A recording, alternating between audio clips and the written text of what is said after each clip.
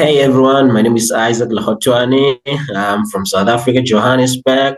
I published author of Only Sing. I'm about to be on lifelong digital podcast with Prosper. So guys, keep tuned on.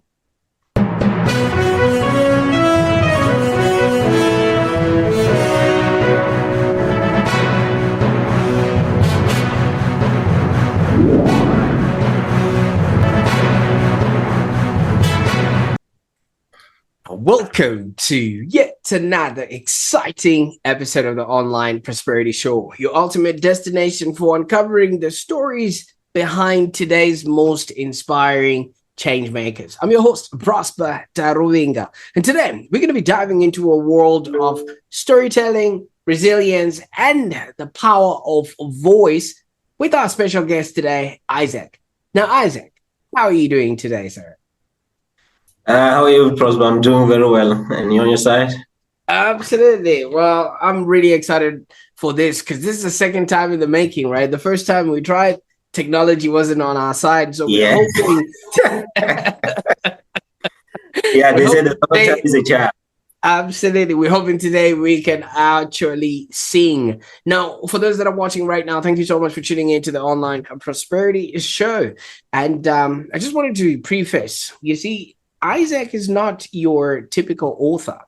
You see, by day, he's a dedicated public servant in Joburg there, and by night, he's a passionate storyteller who actually brings to life the experiences of everyday South Africans. I don't know if he's snitching on the people that he speaks to during the day, but obviously all of those stories have been put together in his anthology, Only If I Can Sing. And I think maybe it's just him saying, if only I could tell all the people that come through his public office, how to do and have a happier existence. But since he is not publicly allowed to say that, he's put it in a book. So we're going to be hearing all about these journeys and all these stories. And the book in and of itself is a testament to his commitment to giving a voice to the voiceless. And he's weaving tales that actually resonate deeply with readers. And particularly,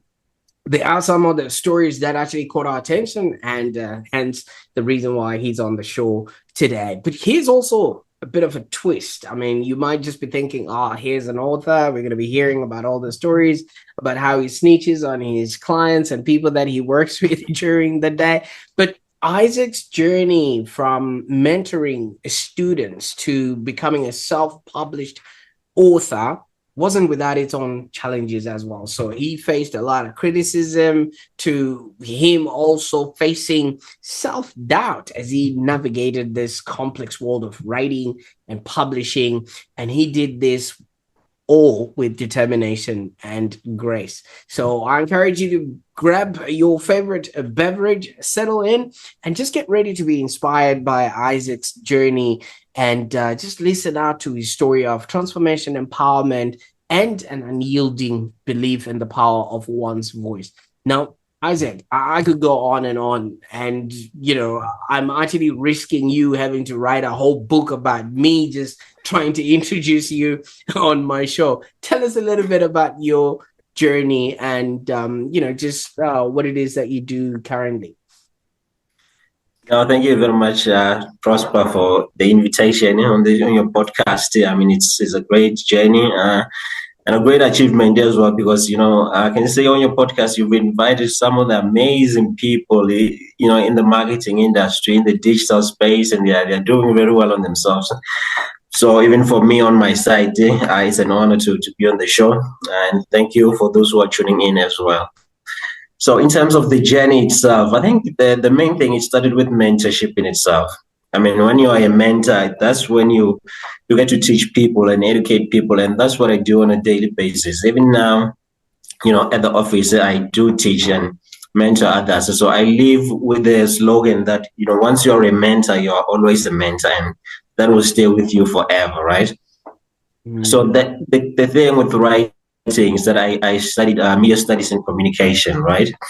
So in all those aspects, you learn the basics of writing as well, whether it can be in terms of public or in terms of social media or in terms of content in itself. So I've gained, a lot of basic writing skills in terms of doing that, and also volunteering my skills as well to learn from other people. As much as I'm coaching other people, I also need to learn from other people on how to do things. So the issues of writing, I think they started from there actually, just being around people in the community and just observing various things, because I did also volunteer in some local newspapers, right? So where I will be writing articles in that sense. So I think those stories emanate from there, because if you can see that only I can sing the short stories themselves, they also touch on the background of the people who are on the ground, right? Who are, making ends meet on a daily basis, trying to put bread on their table. So those are their struggles and their challenges. So on myself, I mean, I've been granted the opportunity to be on the other side and tell their own stories as well. As much as it's my book and it's my stories, but I'm telling the stories that are affecting people on a daily basis, right?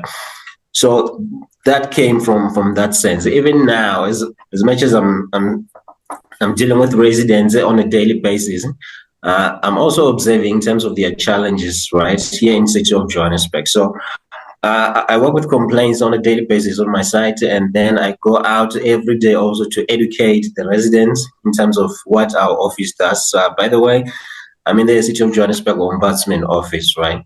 So you already know that when people come to us, they are frustrated with the department of the city, with the processes themselves. So now you get to interact and be on that level of the customer where they need assistance themselves. So I also go out on a daily basis to educate them in terms of the processes, in terms of how to lodge their complaints, in terms of how their issues can be resolved.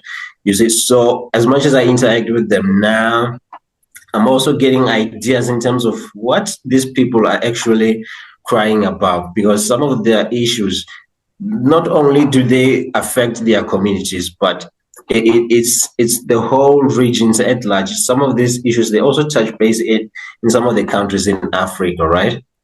So you can see that the challenges that everyday people are facing, they are not only in the local communities or in the region, but they are across worldwide in some of these African countries as well. So even the book, If I Can Sing, the short stories that are there, it took a while, hey, Prosper. It took a while because writing itself, it's not something that you can do within one day or even just 1 week, right? To say, no, I'm writing a short story or I'm writing a novel.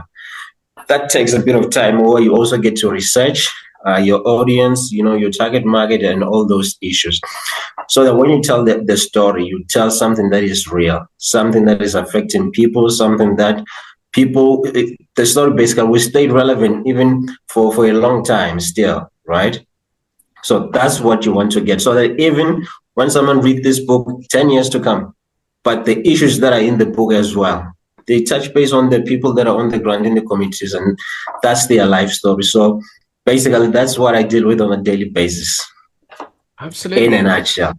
Absolutely. And thank you so much for walking us through all of that, Isaac, because it really sounds like community is right at the core of all the things that you do. How did you end up, first of all, working in such a prestigious office in and of itself? I can say it's been a struggle, hey, as much as you have qualification, you're qualified in that. As I'm saying, that my journey started with volunteering, right? And when you're volunteering, you're not getting any payments from that, but you're just, getting to grow and develop as yourself, and then apply your skills to other people's organization and try to grow as a person as well. So I think it started from there in terms of myself, writing for the news, local community newspaper, and then go into social media, volunteering, especially during the time of COVID as well. So that's what I got to volunteer mostly online for these international organizations. I was also a digital magazine executive at a company called Compara that is in London, right? Also working with different individuals who are also entry levels. They volunteer themselves for those skills, right? So that's the journey where I began now.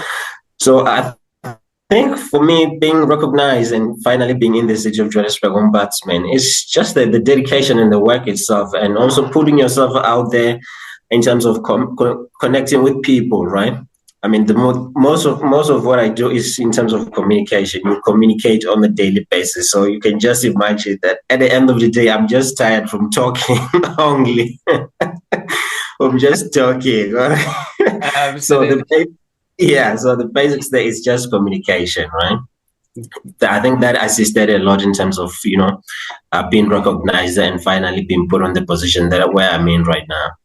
Absolutely. But Yeah. obviously, amongst the other volunteers that you are working with, none of them are sitting where you're sitting right now. It takes a certain kind of person or a certain, background in and of itself. So you did mention to us that you've done media studies and, Yeah. some of those, qualifications that have put you in that vantage point. Now, tell us, how difficult has it been for you to actually come to a place where this is now your day-to-day role?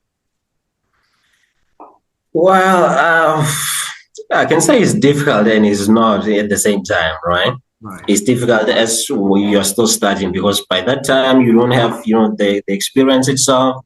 You don't have the skills, you don't know how to connect with the right people in terms of network and all those things. So it's a build up in itself, right? To get to this stage, it's a build up where you get to go to various, events in terms of communication. Basically, just put yourself out there so that people can recognize you, right? So even when there's a post available, then they know that we have this kind of person in this kind of personality now. Then they are able to do this. These are their skills, right? So I think networking it takes a bit of a knock. So most people, I think they tend to neglect that because initially, even when I was at varsity, right? LinkedIn, I didn't mind LinkedIn that much, right? So now most of the graduates, entry level people that I meet, I tend to recognize this issue of LinkedIn to say, but you guys, do you have a LinkedIn profile? And then they say, no, I don't have LinkedIn. I'm on TikTok now. You see? But I said, but LinkedIn is one of the professional apps that you need to be there to put yourself out. As much as you're gaining skills, you're doing your volunteering, in terms of portfolios, especially now in the new age of digital marketing. You tend to most organizations they need to see a portfolio to say, okay, you've done content writing, you've done social media, you've done videos. These are some of your skills. So as much as you're going to the interview, you have to present that portfolio of evidence as well to say this is what I'm good at.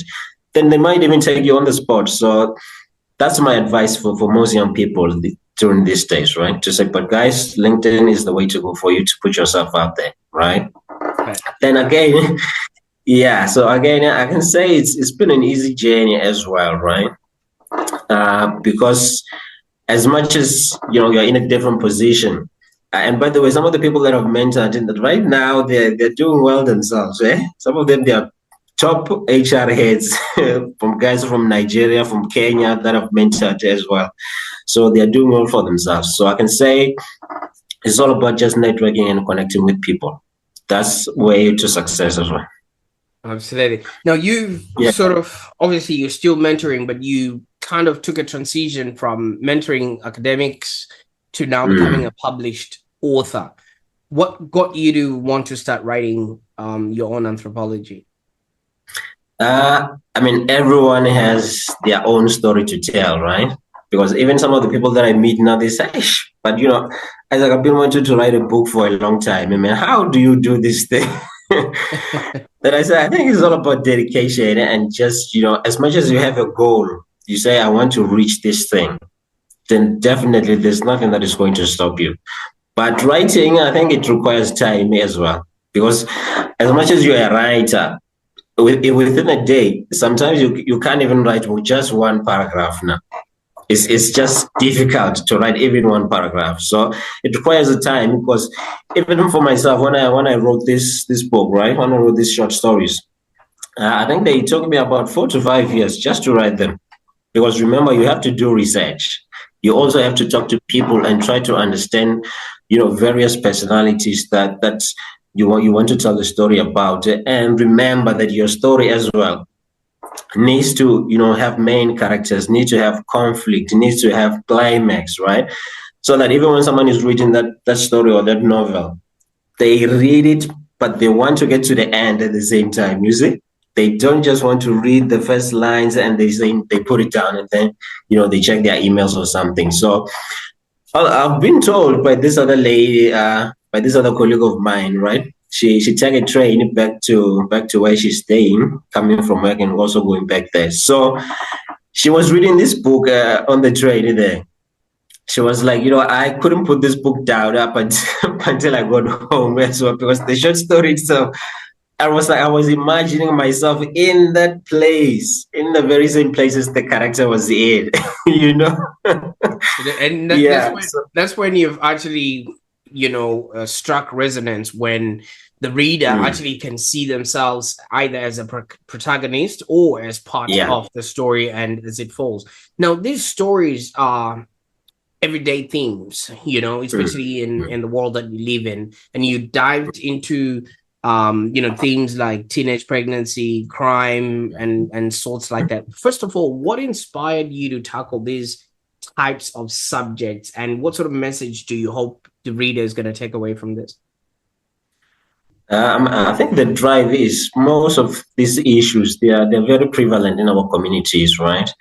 And these are some of the things that we don't talk about much, but we just see them happening, you see? But we don't talk about them much in terms of building up the conversation to say, can we start talking about this and advise young people in terms of, how to behave and all those things, how to be professional if you want to get into corporate, just how to be a role model in the community themselves, right?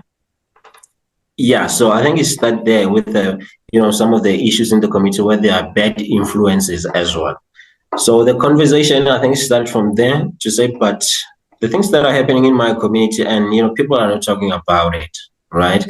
So as much as I'm writing, there are those people that I can pick up the book and write and just read, and that thing will affect their decision making to say, but I've learned something in this book in itself.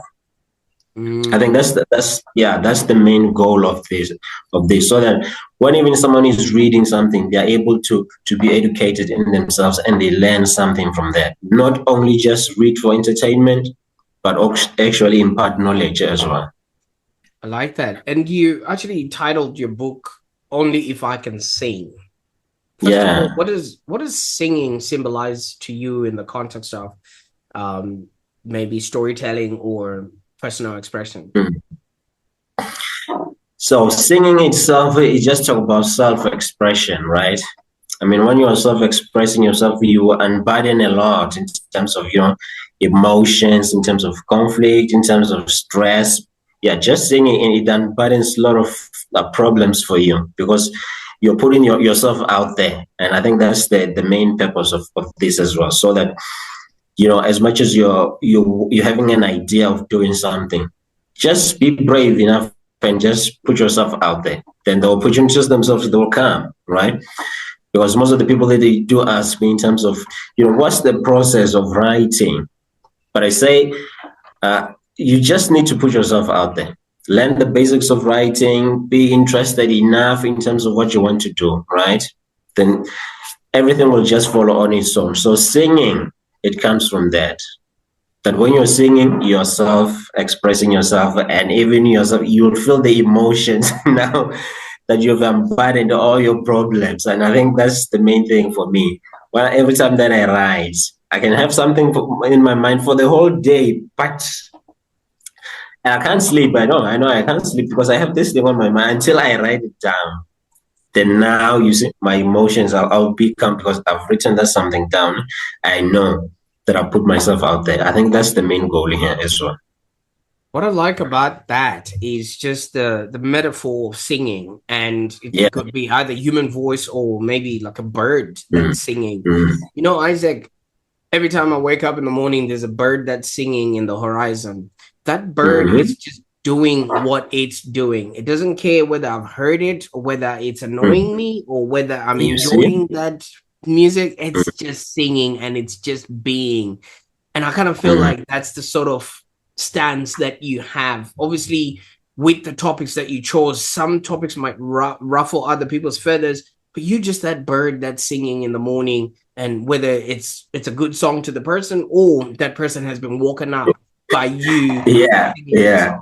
Especially because we're living in suburbia area where, there's just hooters everywhere in terms of cars. So the book in itself, just like you said in the beginning, that when you saw the picture, it reminded you of that calmness. So for most people, it reminds them of home. Would you say, "Ish"? But I remember home, man. Why I'm hearing hands in the morning and all those things. So now I'm just hearing hooters everywhere and people screaming in the morning, and that also builds up to my stress levels. And you see. So that picture, every time they see the book, they say, "Ish, but I'm interested in this book, man. You see? Yeah, before even reading what's inside, the picture in itself of the bird on the top of the tree, it just gives them an interest to want to read the book as well." I like that. And a bird sitting on top of a tree, there's this metaphor about a bird not worried about the strength of the twig it's standing on, but it's it's confident of the power of its own wings. So if the twig breaks, the bird just flies off, and that's about it. And that's what I also saw. There's so much going on there, and because I know there's a lot of stories. I mean, for many people, they can have various interpretations when they see the picture as well, right? And I think that's the thing about writing a book. You know what I mean? You did what you did. The reader or the person who's going to be experiencing it would have their own sort of interpretation and things like that. Now that you've put yourself out there, was it what's the sort of response that the book is getting, and what are people saying about some of the stories that you put in there? All right, so in terms of the book in itself, I've initially published it on Amazon, right? Yeah. So most of the people that I interact with, they say, but we're not digitally savvy now. We need, a hard copy that we can read for ourselves. Then that's why I took the initiative now to approach the printers so that they can print a hard copy for me, so that people can have a physical copy now. So in terms of that, the stories that most are relevant to them, it's this one. The first one is called Voodoo in the book, right?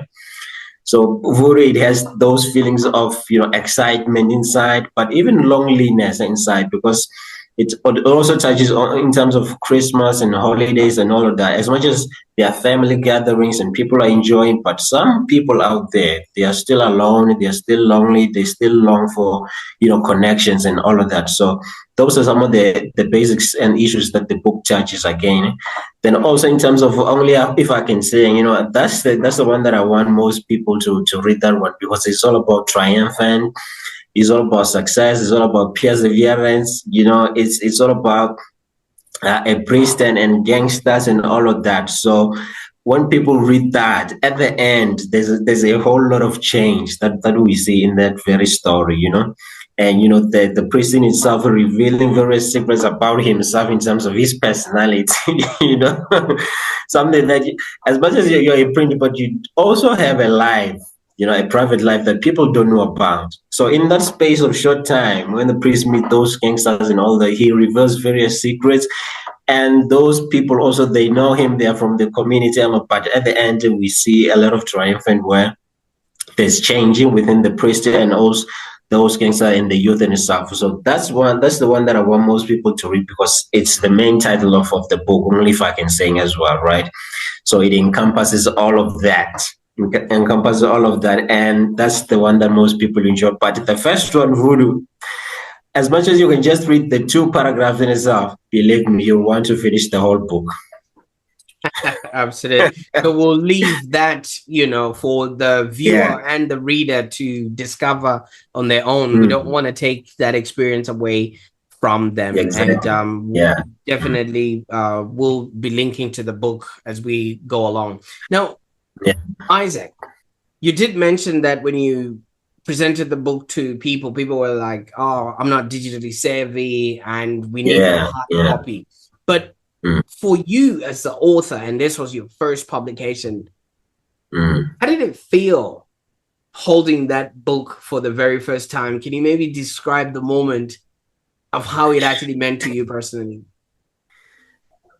Wow, that moment in itself, man. Hey. It's a great achievement, hey? I know it's a small thing when you're holding it, but it's a great achievement because your name is there, and people get to associate your name with something. Basically, you're just leaving a legacy behind now. I mean, just having the printout in itself, it has inspired a lot of people. It has inspired a lot of people, to want to challenge themselves, to write and pursue their goals and all of that. But for me, it's a great achievement, really. It's a great achievement, and I think for as much as you want something for a period of a long time, then you get to hold it finally in your hands, man. It's that feeling is just indescribable, and you want more, right? Which is why now I'm writing. I'm writing another one. Now I'm writing another one, and I also want to hold it in my hands to say, guys, these are my books now. You see? And you see, the thing is, okay, that was the beginning of your sort of author journey, and just Yeah. really feeling that you've accomplished something. And now Mhm. your work is now being featured in community newspapers and podcasts like the Mhm. Online Prosperity Show. And how Yeah. has sharing your story publicly really impacted your perspective on the journey that you're on? I think most people they get to learn from the journey that I went through because some of them now they want to know how did you manage to get a printout like that, because we've been writing for a long time, but we can't even get a copy of ourselves, a physical copy of how to do that. So I get to also impart knowledge for other writers out there, to say, but this is the journey that you can go through. And remember, everything in itself, it's also about, personal investment. As much as you have a passion and a goal about something, you need to invest in yourself so that you can get to achieve that, right? Because if you don't believe in yourself, people they won't believe in your story as well, right? They won't believe in you and your brand as well. So the book in itself and the journey that I've went through, it's my personal story, it's my personal brand as well, and people also learn from that, right? So I also get to engage other people, because the other time I was at another library, and this gentleman just saw I was holding a copy of the book, and he said, I like this book. Who is the author? And I'm like, dude, I'm the author. This is my name here. And the guy was, no, come on, man. I'm in this library researching how to write. And you're here already. So please, and I need advice, man. Then we get to take those kind of communication, and then impart my knowledge and advice as well in terms of how we can go about publishing his own book as well. So the story never ends, because it's just it's continuous journey as well. It's just continuous. Absolutely. And from my understanding, correct me if I'm wrong, you're Mm. from a small tribe in South Africa, right? Which Yeah. basically Yes. means maybe amongst the people that you're from, you could be Mm-hmm. amongst the first people that have actually accomplished something of this magnitude, Mm-hmm. putting a book out there. So I can only imagine what that would feel for you actually representing a whole tribe. Yeah, I mean, it's a wonderful achievement, because some of the people in my community, they haven't published any books, any stories. Or So this maybe one is even a written first. anything on Facebook, Yeah, they can talk about that, but not publishing and having a physical printout. So you see, but before publishing the book, I was writing articles online. But it's also good to have something on paper to say, but this is what I have done, right? Because some of the online content, people they don't get to appreciate it as much as seeing the physical hard work that you have done. And I think that's one of the things that we also need to recognize. Because online media, yes, we can do that, but also we must remember that print is always there. It will never die, right? It will always be there. Yeah. That's the oldest invention. That's the oldest technology, actually, the Gutenberg Yeah. press, putting the scrolls together and everybody else getting messages and things of that nature. And it So will never go away. It will always be there, despite how many we say we're going online and all those things. absolutely. And also, in your opinion, what sort of role does storytelling and bringing stories like this into, the public domain play in the preservation and promotion of indigenous cultures, languages, and backgrounds? I think that's a very valuable question, Prosper. It's an important one because as much as we're developing and still developing, sometimes we get to lose meaning in terms of our backgrounds, in terms of where we come from, language, and all of that. Which is why some of the short stories they include the local language Sepedi in as well, right? So that for someone who's also reading and they don't have that background of that language, then they can learn some of the languages because I did provide some of the phrases and their meanings there. So the issue of indigenous languages, it's very important. We need not to lose meaning of that, and we also need preserve all this in paper so that for the next generation to come as well, they can get to see and read some of these things, because something that you hold dear and you read it, it stays in your mind. It's knowledge, and then next time you get to impart that wisdom that you've acquired as well. So the issue of the language, it's very important, whether it's written, whether it's broadcast, whether it's audio and all of that. It's very important that we value such things as well. Absolutely. I mean, it's in the preservation of knowledge, because I visually believe in life. We're here to live, to learn, and to contribute. So in order for us to be able to live our best lives, we need to have learned how to be, do, and have those kind of people. And once we've gotten those ideas, guess what we need to do? We need to send the elevator down so we can contribute to other people so that they too can find their path back home or things like that. And you've been contributing and obviously using mentorship as a vehicle, for your own way of, sort of contribution. And it seems like a theme in your life. How do you now continue to mentor others, maybe through the work that you're doing, or your writing, or the professional endeavors that you are now embarking on? Yeah, hence I said that, I'm living with the slogan that once you are a mentor, you'll always be a mentor forever, right? So that education and coaching never stops. So currently, in terms of my work itself, for now, we did, receive new interns in our office. So I've been mentoring them and coaching them in terms of how to do the work, how to interact, with complainants as well. Because remember, the people that we deal with, they're frustrated already. Some of them they come in the office and they scream at us to say, this is not my bill. This is not my bill. Need to go back and switch my water on. You see. And by that time, you don't even know the merits of the case as well, because you are just interacting with them for the first time, but you need to sit down and calmly understand their situation in terms of how you can assist them to resolve that. So I've been kind of coaching them in terms of how to structure those kind of communications, and also how to extract, data or information from what they are telling them, right? And so those are some of the things that I'm currently doing, and also in the community as well, doing presentations in terms of how people can go through about publishing their own stories, how to get started in terms of writing as well, because writing, it can be in any other way. People express themselves differently. It can be in terms of photographing, can be in terms of art. So everyone has their own skills, right? So on my part, I just impart the knowledge on how for them to get there in terms of to be successful and develop further their skills.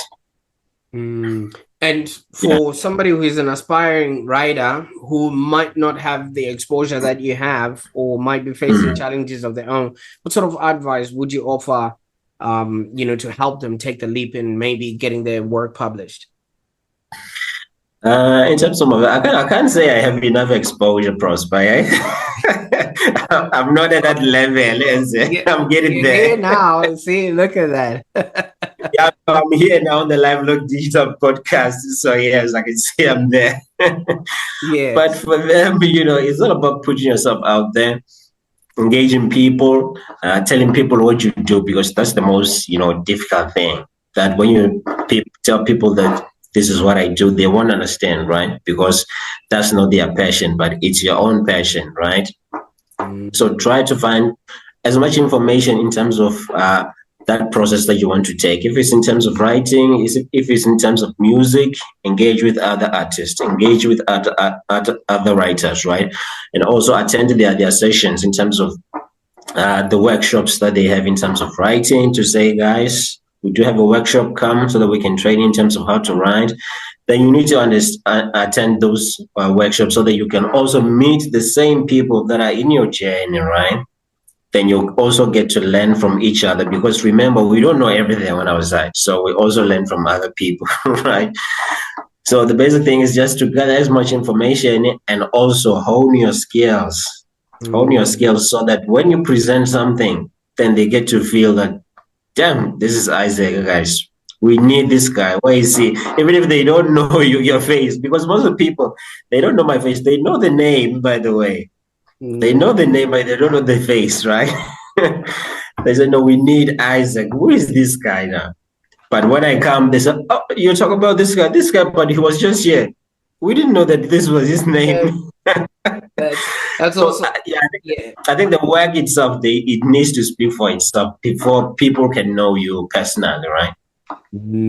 Absolutely. So your work has to open up doors before you even show up, and that's amazing there. But somebody might say, I'm not, as you did mention skills there, right? And some of your skill sets are in writing and marketing and communications and things of that nature. So somebody might say, oh, I don't have the kind of background that Isaac has, and maybe I might not have the connections that he has. How do you see that your background in marketing and communications has influenced your approach in maybe promoting your book? Yeah, I can say, in terms of communication itself and marketing, I get to engage with a lot of people. I mean, on a daily basis, I engage with different people. I go to various regions of the city that I don't even know about, right? So that's when I get to engage and also learn from myself. But the background of communication marketing, I think it really assists. It really assists. But for someone that doesn't have that kind of background, right? In yourself, you can take initiative in terms of getting into competitions, because remember, some of these agencies, they put out competitions for writers to say you can submit your short stories, you can submit your novel or your manuscript and all of that. So as much as you're not an extrovert, you're an introvert, right? Just writing in your own corner there, then you can get into those competitions and then submit your work, because the work itself, it'll just speak for itself, right? That will give you the voice that you need now. Get into competitions, go into libraries and just, volunteer as well to read some of those books, because they have those sessions for kids, right? You can also read them those stories, and also you read your own stories now. You see, that will also put you on the map in terms of, but this is your own story. Then they'll get to take that and also feature on their own library website or something like that. So there are various ways that you can do that, despite having the background of marketing or communication. Absolutely, and I'm glad that you've put that on an even kill, because so many people would be thinking, oh, maybe this is not for me and things of that nature. But also somebody might say, but I've got kids, I've got a full-time job, all of these things that they might bring into the work. So you also have a full-time job while writing, and it's not a small feat. So the person might be saying, by the time I have to go and maybe wait in line at the library, I'm needed at work, and it just doesn't sort of work out. What would you say to somebody like that? If they have finished their work in terms of writing, because remember, writing is a journey. Hence, I say I took 4 to 5 years just writing this alone.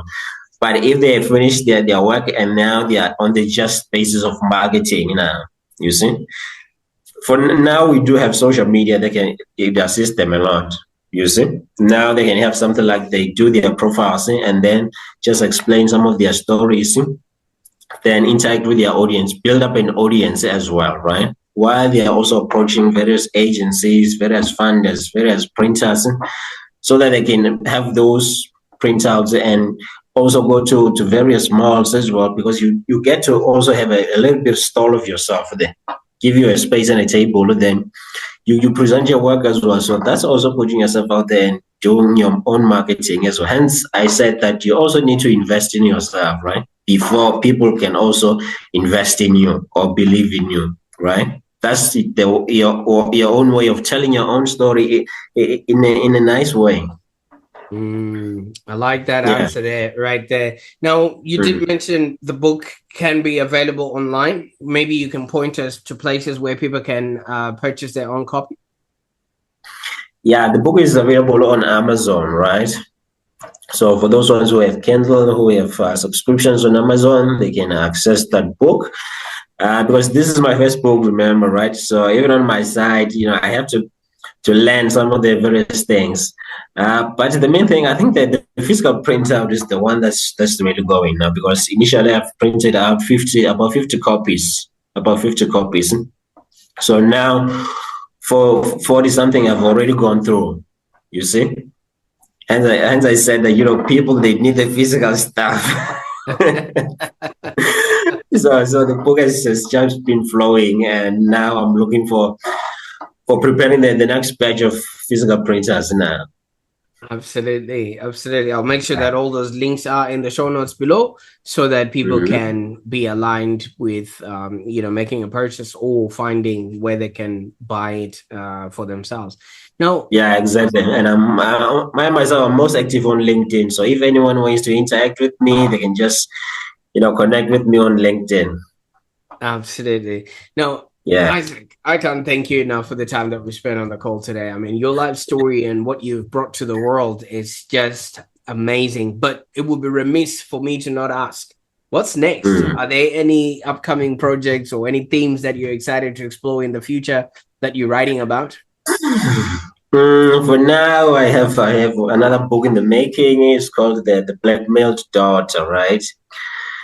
Yeah, so that's the book that I'm preparing now. So I think it's just doing the final touches on the book, because remember, hence I needed to see the marketing for this one, how it goes and how people respond to that, and also just putting the brand out there. So that when the next book comes, they already know that, we have a first copy, then we need a second book as well. So that's something that I'm looking forward to, probably maybe next year. Next year, just publishing the book, whilst now I'm still putting up the final touches in terms of finishing up the book, and also other things. During my spare time, I also do music as well. But I don't say myself. Hence the title of the book, only if I can say. So I don't say myself. I just do the instrumentations now. Then for those who can sing, then I give them those instrumentations, and then I contribute to other people being successful as well. So that's what I do. Absolutely. Wow. And I'm really glad. Glad we obviously had this chat today.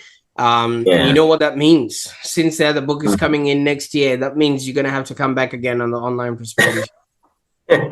No, definitely, Prosper, definitely. No, I did enjoy myself, and with the time that we had, Prosper, it's really been amazing, because I see you as well. You're doing amazing things, man. You're doing amazing things, and the podcast is really going and being recognized, and that's good stuff. Thank you so much. And for those that are watching or listening, I hope Isaac's journey really showcases you that, no matter who you are in life, no matter what you're going, it's a powerful reminder of the strength found in, first of all, vulnerability and the courage it takes to actually share one story. And I've got a question for you. Have you ever maybe faced a moment where you had to overcome one self-doubt, or having to explain yourself while you're in the pursuit of your own passion? So I encourage you to share your experiences in the comments below, and we would definitely love to hear your stories of resilience and growth. Now, I can't thank you enough, Isaac, like I said, for you joining us on the show today. Since you're still, an author, in the making, like with all the other books that are coming, I know there's going to be more of these interactions in the future. And, just the power of your storytelling and the importance of just giving voice to personal and communal experiences. I think you're onto something here. No, thank you very much, Prosper, and for the opportunity that you gave me as well. Because remember, last time we couldn't connect because of the technical issues. Absolutely. Yeah, Great. but at least today, no, we finally did it, and thank you for everyone who's watching and listening, and also imparting some of the knowledge and wisdom that I've gained. And if anyone wants to interact and ask more questions, say they can connect with me on LinkedIn as well. Then we can continue the chat and more future collaborations as well. I like that. I'll be putting all those links in the show notes so that you can get started on your journey. And also, I encourage you to go grab a copy of Only If I Can Sing and start sharing your own story with the world. Yeah. I want you to remember one thing: your voice matters. Let it be heard. Until next time, bye for now.